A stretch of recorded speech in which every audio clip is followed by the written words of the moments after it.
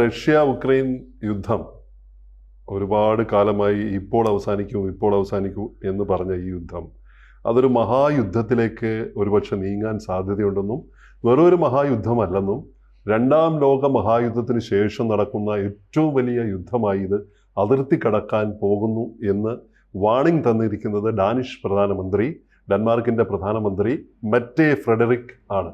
അതായത് യൂറോപ്പിന് നൽകുന്ന മുന്നറിയിപ്പ് രണ്ടാം ലോക മഹായുദ്ധത്തിന് ശേഷം ഇത്ര വലിയ സുരക്ഷാ ഭീഷണി യൂറോപ്പിൽ ഉണ്ടായിട്ടില്ലെന്നാണ്.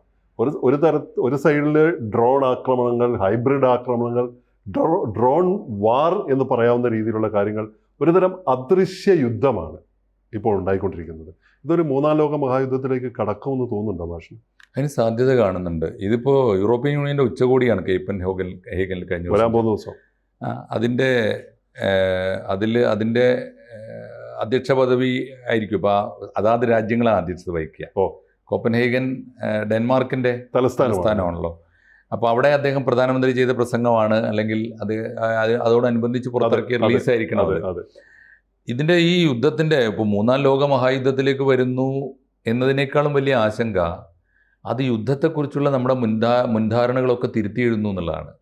ഇദ്ദേഹത്തിൻ്റെ സ്റ്റേറ്റ്മെൻറ്റിൽ തന്നെ നിഗൂഢമായ യുദ്ധം എന്ന് അരങ്ങേറുന്നു എന്ന് പറയുന്നു. നിഗൂഢമായ യുദ്ധം എന്ന് പറയുമ്പോൾ സാറ് ഇപ്പോൾ നേരത്തെ പറഞ്ഞ തന്നെ അദൃശ്യമായ, ഇതിപ്പോൾ ദൃശ്യമല്ലാത്ത യുദ്ധങ്ങൾ ഇപ്പം നടന്നുകൊണ്ടിരിക്കുന്ന കുറേ കാര്യങ്ങൾ. ഒന്ന് നിഗൂഢമാണ്. ഒന്നാമത്തെ കാര്യം, നിഗൂഢമാകുന്നത് ഡിക്ലെയർ ചെയ്യാതിരിക്കുക. യുദ്ധം ചെയ്യുകയാണെങ്കിൽ പറയണമല്ലോ, പരസ്പരം പറഞ്ഞു. യുദ്ധത്തിൻ്റെ ചില എത്തിക്സ് ഉണ്ടല്ലോ. യുദ്ധത്തിൻ്റെ ഒന്നാമത് യുദ്ധത്തിൻ്റെ എത്തിക്സ് മുഴുവനും ഇപ്പോൾ കോപ്പൻഹേഗനിലെ ഈ മീറ്റിങ്ങിൻ്റെ വാർത്തകൾ വായിക്കുമ്പോൾ നമുക്ക് വലിയ ഞെട്ടലുണ്ടാക്കുന്നത്, ഒന്ന്, ഇത് ഡിക്ലെയർഡ് അല്ല, അൺഡിക്ലെയർഡ് വാറാണ്. രണ്ടാമത്തെ ഇതിൻ്റെ സങ്കടം, അത് ഒരു യുദ്ധത്തിൻ്റെ പ്രഖ്യാപിത നീതിയുണ്ട്. ഒന്ന്, പട്ടാളവും തമ്മിലേ യുദ്ധം ചെയ്യാവൂ. രണ്ടാമത്തെ കാര്യം, സിവിലിയന്മാരെ ഉപദ്രവിക്കാൻ പാടില്ല.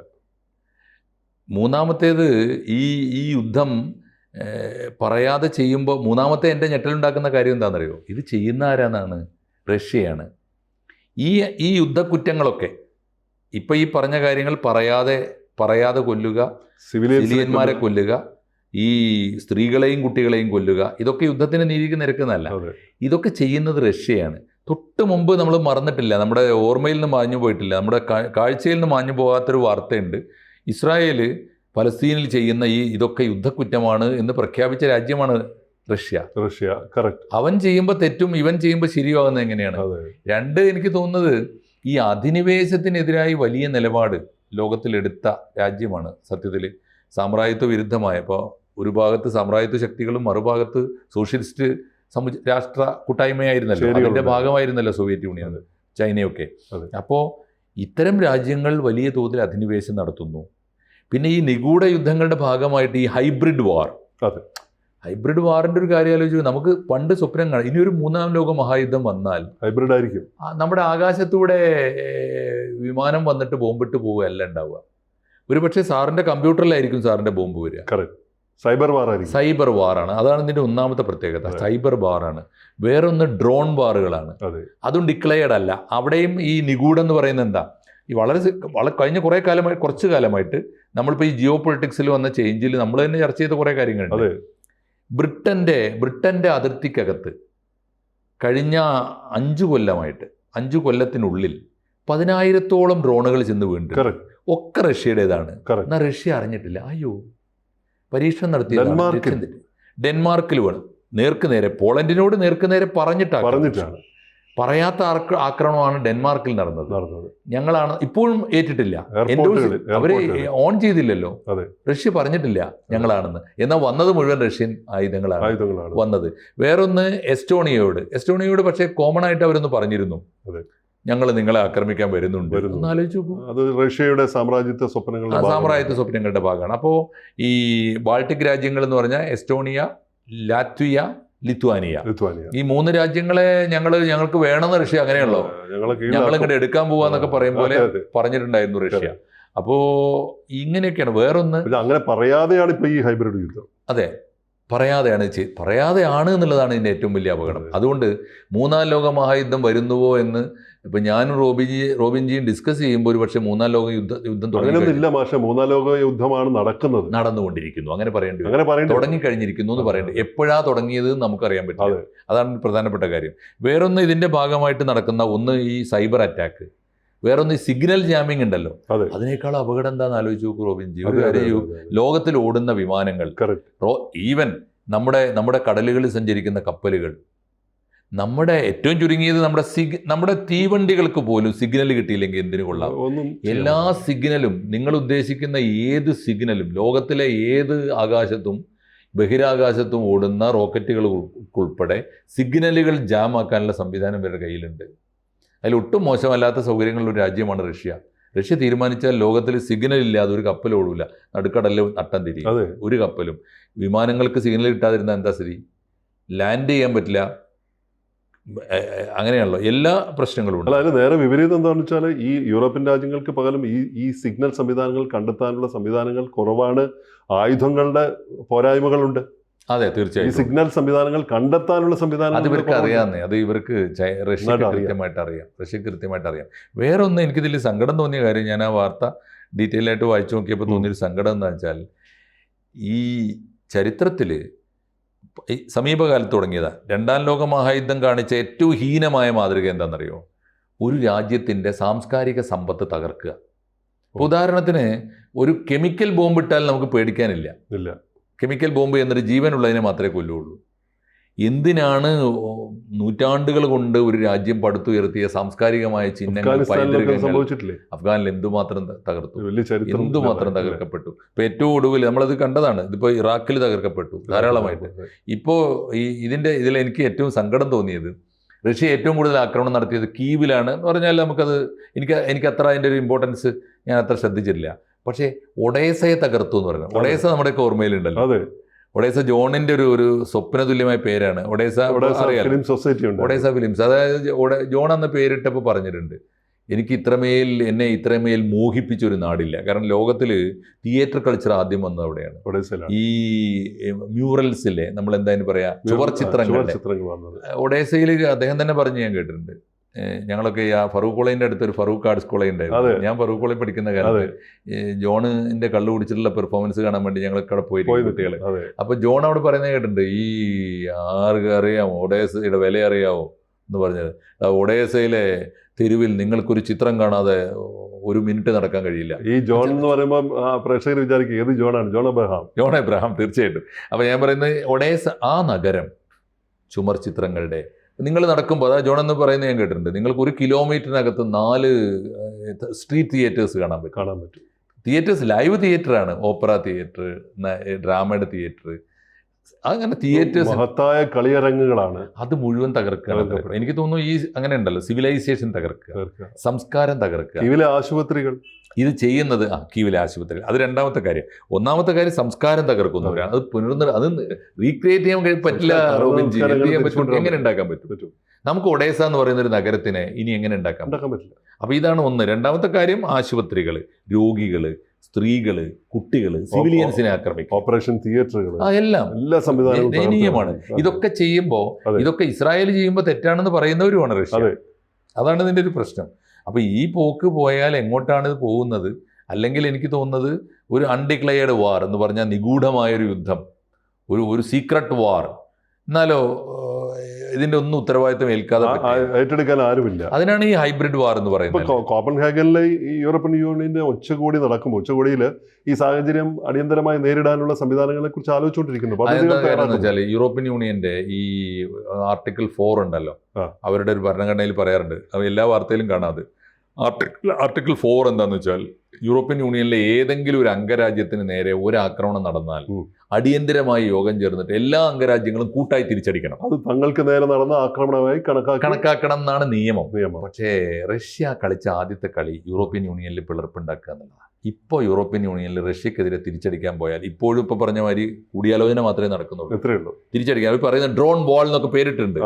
ഡ്രോൺ വാൾ ഇവരുടെ ഉച്ചകോടി തീരുമാനിക്കുന്നുണ്ട്. ഡ്രോൺ വാൾ എന്താണെന്ന് വെച്ചാൽ, ഏത് രാജ്യത്തിൻ്റെ നേരെ ഡ്രോൺ വന്നാലും കൂട്ടായി യൂറോപ്യൻ യൂണിയൻ 27 രാജ്യങ്ങളുണ്ട്.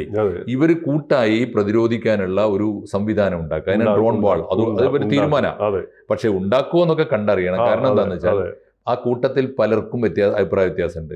ഈ കൂട്ടത്തിൽ മിണ്ടാട്ടമില്ലാത്ത രാജ്യമാണല്ലോ ഫ്രാൻസ്. ഒന്നും വേണ്ടിയിട്ടില്ല. യൂറോപ്യൻ യൂണിയന്റെ തീരുമാനങ്ങളോട് ഫ്രാൻസിന് താല്പര്യമില്ല. പ്രതികരിച്ചിട്ടില്ല. യൂറോപ്യൻ യൂണിയന്റെ യൂറോ ഉൾപ്പെടെയുള്ള നാണയങ്ങളോട് ബ്രിട്ടന് നേരത്തെ താല്പര്യമില്ല.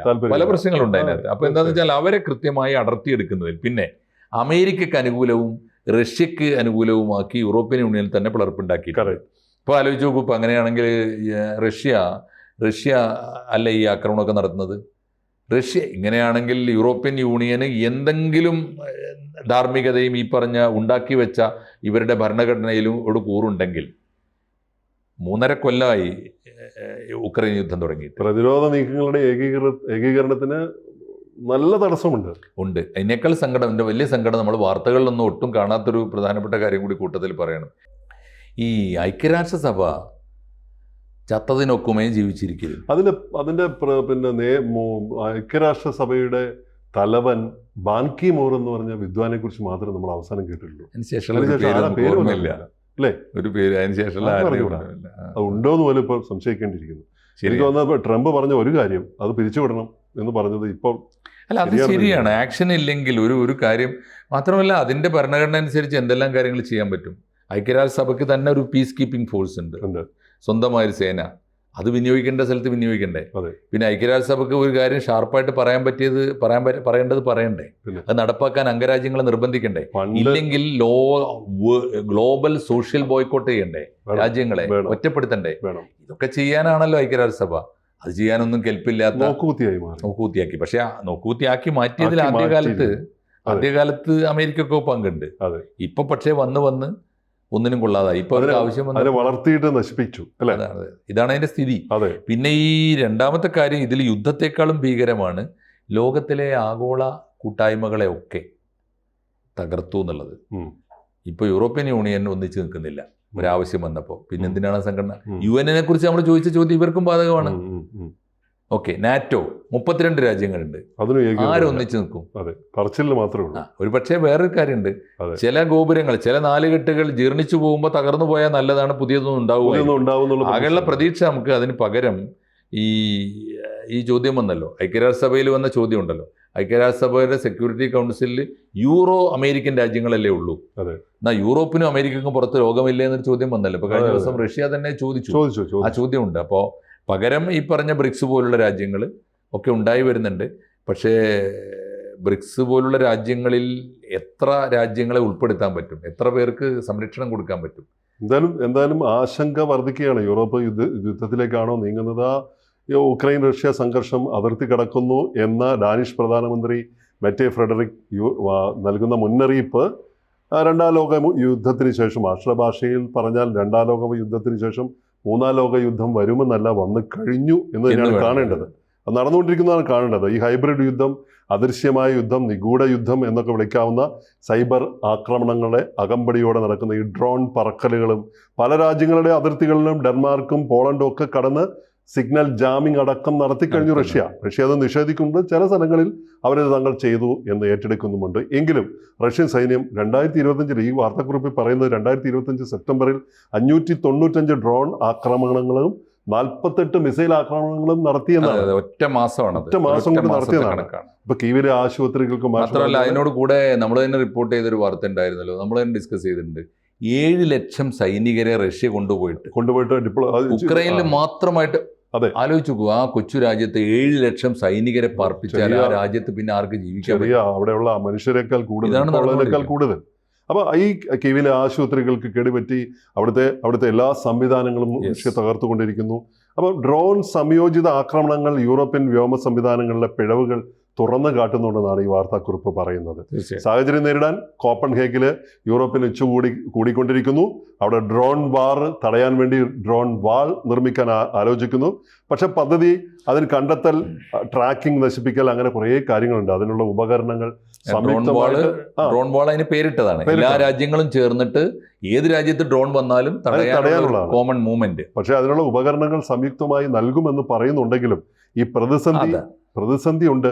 അത് നൽകാനുള്ള എത്ര പേര് കണ്ടെത്തണം. കൊടുക്കും, അതെ. എത്ര പേര്, അതൊക്കെയാണ് പ്രശ്നം. ഈ ദൗത്യം ഒരു കാര്യം ചെയ്തു, ഈ ഒരു കാര്യം ഉണ്ടായി, ഈ പ്രതിസന്ധി പല ദൗർബല്യങ്ങളും പുറത്തു കൊണ്ടുവന്നു അതെ. എന്നാണ്. അവരുടെയൊക്കെ പോരായ്മകൾ പുറത്തു കൊണ്ടുവന്നു എന്നുള്ളതാണ്. അപ്പോൾ റഷ്യ ആരോപണങ്ങൾ തള്ളുന്നു. പക്ഷേ ഈ അദൃശ്യ ഭീഷണിയെ എങ്ങനെ നേരിടും എന്നാണ് ഇപ്പോൾ യൂറോപ്പ് ചിന്തിക്കുന്നത്. യൂറോപ്പ് ഇതിനെ എങ്ങനെ നേരിടും എന്ന് ലോകവും ചിന്തിക്കുന്നു. അവസാനത്തെ നിരീക്ഷണം ഇങ്ങനെയായിരിക്കണം എന്ന് എനിക്ക് തോന്നുന്നു. റഷ്യ ഒരു പുതിയ അധിനിവേശ ശക്തിയായി യൂറോപ്പിനെ വിഴുങ്ങാൻ പോകുന്നു. മേ ബി അതാണ് ഈ വാർത്തയുടെ ഒരു ചുരുക്കം. എല്ലാ യൂറോപ്യൻ രാജ്യങ്ങളും റഷ്യയെ ഭയപ്പെടുന്നുണ്ട്. ഭയപ്പെടാത്തവർ അല്ലെങ്കിൽ നേരത്തെ ഭയം തിരിച്ചറിഞ്ഞവർ റഷ്യയോട് ചേർന്ന് നിൽക്കുന്നു. ഇതാണ് യൂറോപ്പിൻ്റെ ഒടുവിലത്തെ ചിത്രം. അത് നമ്മുടെ ഗുരുമൂർത്തിയുടെ ഒരു നീക്കം, എന്താ പറയുക, നിരീക്ഷണ പ്രകാരം പറഞ്ഞാൽ, ഗുരുമൂർത്തി നിർദ്ദേശപ്രകാരം റഷ്യ അവരുടെ പഴയ രാജാക്കന്മാരുടെ, സാർ ചക്രവർത്തിമാരുടെ, പ്രത്യേകിച്ച് പീറ്റർ ചക്രവർത്തിയുടെ, മഹാനായ പീറ്റർ ചക്രവർത്തിയിലേക്ക് തിരിച്ചു പോവാണ്. വലിയൊരു രാജ്യമാക്കി ഒരു സാമ്രാജ്യത്വ വികസനം ആ അജണ്ടയിലേക്കാണ് പോകുന്നത്. അത് രണ്ട് ആശങ്കയാണ് ഉണ്ടാക്കുന്നത്. ഒന്ന്, രാജഭരണത്തിലേക്കാണ് പോകുന്നത്, ഒരു സോഷ്യലിസ്റ്റ് ഭരണക്രമത്തിലേക്ക് പോലുമല്ല. അവിടുന്നും പുറകോട്ട് ഒരു പിടിയില്ല, ഒന്നും പറയാം. ശരി. കൂടുതൽ വാർത്തകളും വിശേഷങ്ങളും നിങ്ങളിലേക്ക് എത്താൻ ABC മലയാളം സബ്സ്ക്രൈബ് ചെയ്യുക, ബെൽബട്ടനും അമർത്തുക.